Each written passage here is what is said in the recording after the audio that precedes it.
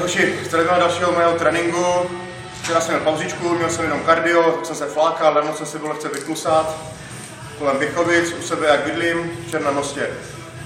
Dneska měl jsem takovou ranou debatu, diskuzi s jedním dobrým kamarádem, který mě po další době viděl a řekl, že forma je dobrá, ale nesmím se zastavit. Nesmím. Já jsem prostě nad tím 2 hodiny dneska uvažoval a řekl jsem si sám, vidím, že ty pokroky jsou dobrý, dávám do toho hodně, ale řeknu to opravdě, není to ono to, co chci.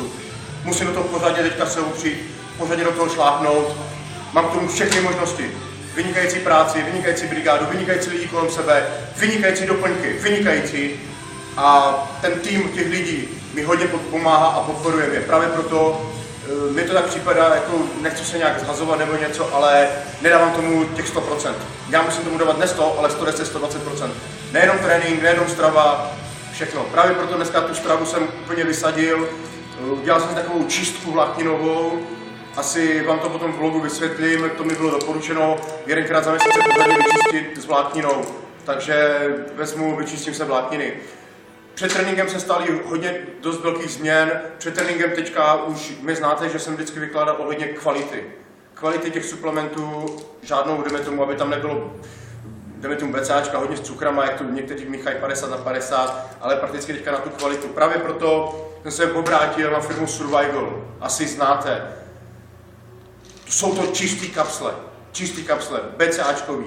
Takže asi víte, kde zaměřuju a kde mířím. Tyhle kapsle budu teďka na nich hodně stavět svoji přípravu v průběhu jak celého dne, tak před tréninkem je budu dávat, po tréninku a v průběhu toho dne celý zase stavím, jak jsem říkal, na ISU 90. Takže dneska to rozbijem. Dneska pojedu prsa, delty a zkusím k tomu ty bicepsy narvat a břicho. A jestli se trénink nějak povede extrémně dobře, tak vám ukážu dnešní formu. Ty kapsle před tréninkem dávám asi hrst, to znamená těch 10 kusů, to znamená 10-15 kusů, tak kolem od 5 do 7 gramů těch BCAček čistých, jo?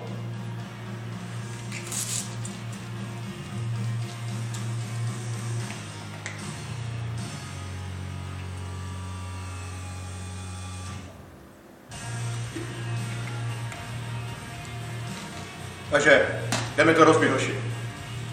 Stopni to.